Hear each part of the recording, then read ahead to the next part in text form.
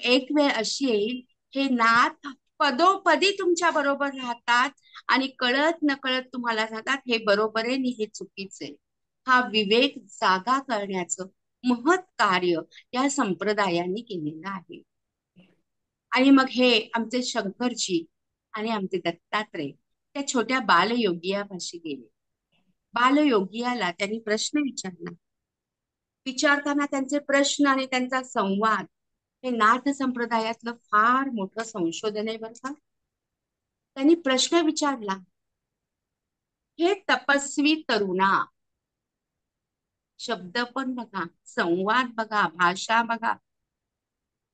प्रत्येक घरात जर आई वडिलांच्या मुखातून आपल्या मुलांशी बोलतानाची भाषा ही जर अशी सात्विक असेल, तर शालेय शिक्षणाबरोबरच बाकीचं शिक्षण हे घरातूनच होऊन जाईल. आपल्या घरातली आपल्या मुलांबरोबरची असणारी भाषा ही या तपस्व्यासारखी पूर्ण जरी नसली तरी सात्विकतेचं अधिष्ठान त्याला असायलाच हवं. हे तपस्वी तरुणा, कारण बालयोगी हे तप करत होते हे त्यांना कळलेलं होतं. क्षीण झालेलं शरीर हे उपाशीपोटी क्षीण झालेलं नव्हतं, तपस साधना करताना झालं होतं, साधना करताना झालं होतं, उपासना करताना झालं होतं. म्हणून त्याने विचारलं, हे तरुण तपस्वी, तुम्ही एवढं तप कशासाठी करत आहात? हे ऐकून त्या बालयोगी मच्छिंद्राने बंद केलेले डोळे उघडले. त्यांच्याच बोलण्यातनं कसे बरं उघडले? कारण ह्या एका वाक्यामध्ये दत्तात्रय आणि शिवांच्या हृदयातला तो आवाज त्या बालयोगियाच्या हृदयापर्यंत गेलेला होता. गुरुदेव, गेल्या 12 वर्षात मला इथे एकही मनुष्य मिळाला नाही. योगी बालमच्छिंद्राने मनापासून वंदन केलं त्या दोघांना आणि सांगितलं, समोर असणाऱ्या मोठ्या व्यक्तीपुढे हात जोडणं, त्यांना वंदन करणं आणि नम्रतेने त्यांच्याशी बोलणं ही आपली संस्कृती, हा आपला हिंदू संस्कार. ज्या अर्थी आपण इथे आलेले आहात आणि आपण माझ्या तपाचा हेतू विचारत आहात, त्या अर्थी याच्या पाठीमागे काही चांगले संकेतच आहेत गुरुदेव. तेव्हा आपण आम्हाला चांगला आपला परिचय द्यावा. मच्छिंद्रनाथांच्या या संवादातून एक गोष्ट लक्षात येते.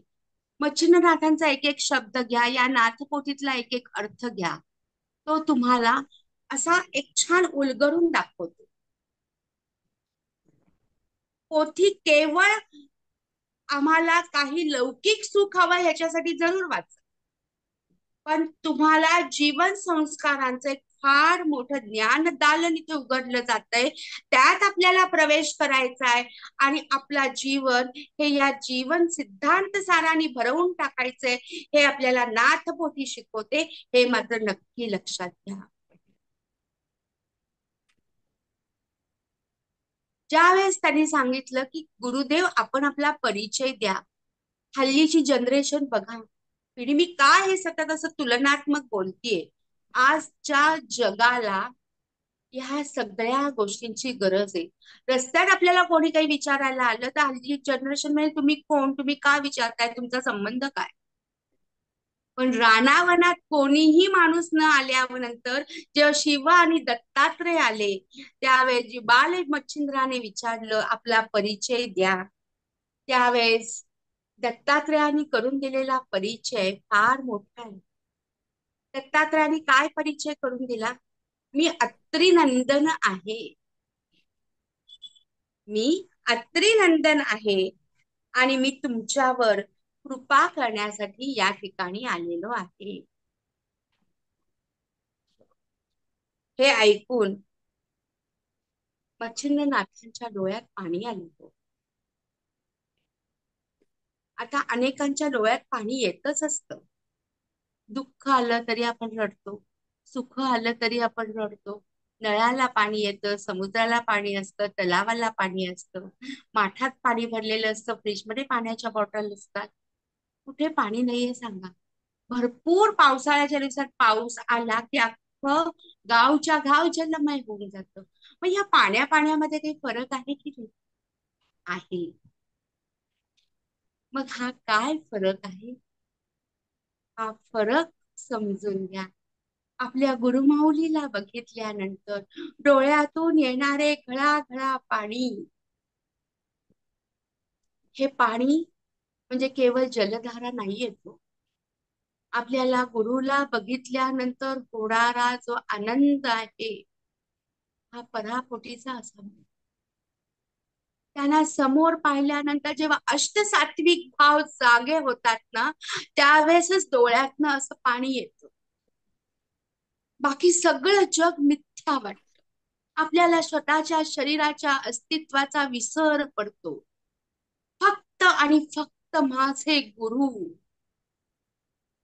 गुरु या शब्दाचा अर्थ गुरुचरित्रात सांगितलाय, अज्ञानाचा नाश करणारा, अंधकाराचा नाश करणारा. आणि त्या गुरुचा सहवास लाभतो आणि गुरु आपल्या समोर येतात आणि डोळ्यातनं घळाघळा जे पाणी येतं ना, हे पाणी या गुरु शिष्याच्या नात्यातला हा घट्ट घट्ट भाग असतो, जो भेटीच्या अभावी थांबलेला असतो, गोठलेला असतो. आणि भेट झाल्यावर तो बांध फुटतो आणि मग दोन डोळ्यातनं बाहेर पडणारे हे अश्रू, चक्षु, आणि या चक्षुतनं येणारे हे दवबिंदू जे आहेत, हे जणू त्या गुरुवर अभिषेक करत असतात आणि सांगतात, तुमच्याशिवाय माझ्या जीवनात काहीही नाही. एक प्रकारची दोन डोळ्यांनी आपल्या गुरुच्या तपस्वी ज्ञान भक्तीला घातलेली ती साध असते. अष्टसात्विक भावातला तो भाव गुरुच्या हृदयापर्यंत जातो आणि गुरुचा भाव शिष्याच्या हृदयापर्यंत येतो. म्हणून या दोन डोळ्यातनं येणारे घळाघळा येणारे अश्रू जणू गुरूंचं चरणपूजन करत असतात आणि त्या चरणपूजात स्वतःला स्नात होतात. आता जीवनात काहीही नको, सगळं मिळालं. वाह वाह. आणि हा भाव नाथांच्या पुस्तकातला पराकोटीचा उच्च भाव आहे. गुरुचरणाचा ध्यास.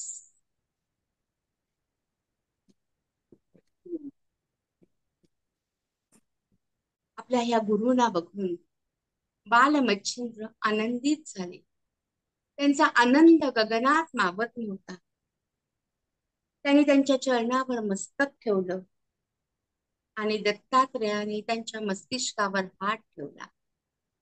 दोन शक्तींची एकरूपता, नव्या नात्याचा नवा उदय, सूर्याच्या नव्या प्रकाशाचा आसमंतात पडलेला प्रकाश, सार सार प्रकाशमय.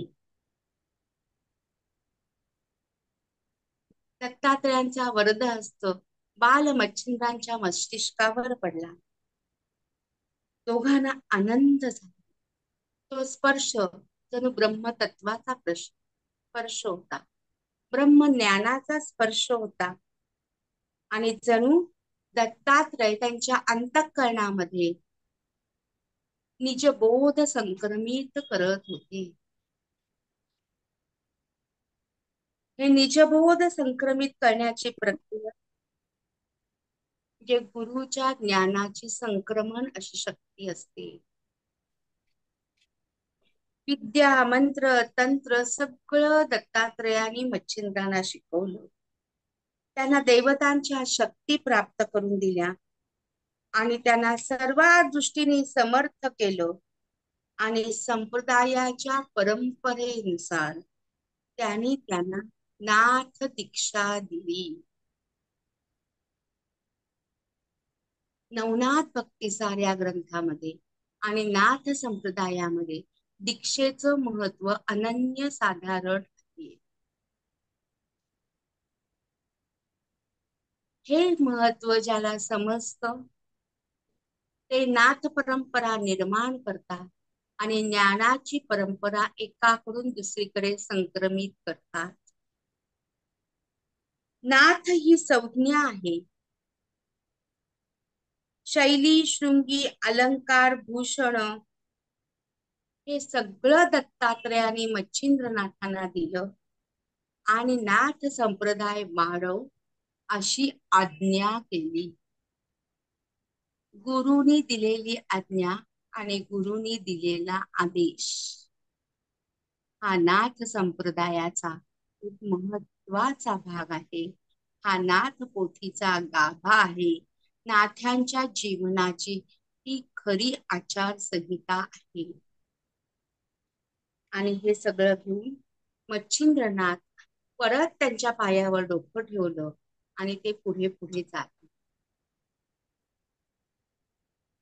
हे जात असताना मच्छिंद्रनाथांना आधीचे बालयोगी मच्छिंद्र आणि आताचे मच्छिंद्र याच्यात खूप फरक पडला. बघा, आपल्या जीवनात जसे आपले टप्पे असतात तसे गुरु सहवासात गेल्यावर आपल्या सर्वांगीण विकासाचे पण काही टप्पे असतात. ती हळद भुगोरी असं नाही ना होत. त्या विकासाच्या टप्प्यातून जाताना अनेक काटे पेरलेले असतात हो. माणसाला असं वाटतं की मी गुरु केलं, देवळात गेली, घंटा वाजवली, नारळ ठेवला, म्हणजे मला आता सगळं प्राप्त झालं लौकिक पातळीवर. असं नसतं बरं का. तुम्ही जेवढं खोल खोल खोल जाता ना तेवढे काटे काटे काटे काटे. नाथांचा मार्ग हा काट्याचा मार्ग आहे. आणि या काट्याच्या मार्गांवरून जे जातात ते इतरांच्या जीवनात पुष्प निर्माण करतात. आणि मग काटे कधी काट्यांची फुलं होतात कळतच नाही. तो पसरलेला सुगंध म्हणजे आमचा गुरु शिष्यांचा नात्याचा हा नाथ संप्रदाय. नवनाथ भक्तिसार ग्रंथाचा हा प्रपंच. आणि मग असे हे आमचे योगी बाल मच्छिंद्र हे मच्छिंद्र बालयोगी न राहता आता मच्छिंद्र नाथ झाले. हे कसे झाले तर नाथ पोथीतल्याच ओविबद्ध शब्दात आपण ते समजून घेऊया. मग वरद हस्ते स्पर्शोनी मोळी कर्णी ओपित मंत्रावळी तेने अज्ञा दशा काजळी हितोनी गेली तात्काळ. किती छान सांगितलंय बघा. अज्ञान दशा काजळी. अज्ञानाने आपलं शरीर आणि आपलं मन यांनी दशा झालेली असते आणि तरी आम्हाला वाटत असतं आमच्यासारखं आम्हीच. पण एकदा गुरुचा हात वरद हस्तावर पडल्यावर काय झालं. तेने अज्ञान दशा काजळी फिटून गेली तत्काळ. अज्ञानाची दशा नंगून गेली. जैसे महात्म्य भारती उदय दृष्टी करिता गवसती. ज्याप्रमाणे पाऊस आल्यानंतर त्या पावसाच्या मेघाच्या वर्षावात उन्हाने तप्त झालेली जमीन पण कशी शांत होते. झालेलं शरीर कसं शांत होतं, विसावतं, थंडावा घेतं. तसं ज्यावेळेस सद्गुरूच्या या वरदहस्त होतो तेव्हा तो आकाशातून पडलेला वर्षा असतो. अज्ञानाची काजळी तर दूर होतेच, पण अज्ञानाने शरीराचा झालेला भाग हा मात्र तुमच्या आयुष्याला एक वेगळी दिशा देतो आणि मन चित्त आणि शरीर शांत होतं. मग अंधकाराची व्याप्ती फिटवणी जाय तात्काळ. बोलता गेले सकल अज्ञान मग चराचर सकल जीवन.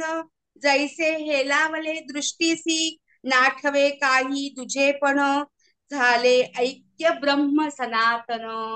गुरुचा सहवास झाल्यावर गुरुनी दीक्षा दिल्यानंतर गुरुचा वरदहस्त मस्तकावर आल्यानंतर गुरुनी आपला हात आपलं आयुष्य हातात घेतल्यावर शरीराची आणि मनाची कशी अवस्था होते हे या वाक्यातनं समजतं बघा. नाठवे काही तुझे पण. मी आणि तू वेगळा राहत नाही. जगात तुम्हाला ब्रह्म दिसायला लागतं. तैसे उदयी सरिता जीवन, जीवना जीवन समदिसे. ऐसी झालिया जीवन समदृष्टी, आत्रेय धरिता झाली पोटी. मग वरद हस्ते हा. स्पर्शोनी मोळी, कर्णी ओपित मंत्रावळी. तेने अज्ञा दशकाजळी, फिटोन गेली तत्काळ. जैसे महात्म्य भारती, उदय दृष्टी करिता गवस्ती. मग अंधकाराची व्याप्ती, फिटोनी जाय तत्काळ. देवी दैत्य वरद घन, बोळता गेले सकल अज्ञान. बघ चराचर सकल जीवन, जैसे हे लावले दृष्टीसी. नाठवे काही दुजेपण, झाले ऐक्य ब्रह्म सनातन. जैसे उदयी सरिता जीवन, जीवना जीवन समदिसे. ऐसी झाली जीवन समदृष्टी, अत्रेय धरिता झाली पोटी. म्हणे बारे योगी दुर्गती, इंदिरावर कोठे ती सांगा. येरू म्हणे ती ताता, ईश्वरा वाचोनी नसे वार्ता. जळी स्थळी काष्टी मही, पर्वता ईश्वर नांदे सर्वेषु. म्हणजे बघा, जेव्हा दत्तात्रेयांचा वरदहस्त झाला, तेव्हा अज्ञान दशक काजळी फिटून गेली. तुझा भाव नाहीसा झाला, जीवनातली दृष्टी समदृष्ट झाली. आणि अत्रेयाने जेव्हा पोटी मच्छिंद्रांना धरलं, ईश्वराशिवाय या जगात काहीच नाही हे जाणवायला लागलं. आणि ईश्वरार्पण वृत्ती ही जी आहे, ही जी पातंजल मुनींनी सांगितलेली आहे, ही या ठिकाणी आपल्याला मच्छिंद्रनाथांची झालेली दिसते. म्हणजे अत्री ऋषींचा, अत्री नंदनांचा स्पर्श म्हणजे अंधकाराचा नाश आणि समदृष्टीने जगकाकडे बाणाची एक सकारात्मक दृष्टी या योगी मच्छिंद्रनाथांना प्राप्त झाली. तशी तुम्हा आम्हा सगळ्यांना या नाथपटीतून हो, ही सद्गुरु चरणी प्रार्थना. धन्यवाद. ठीक आहे.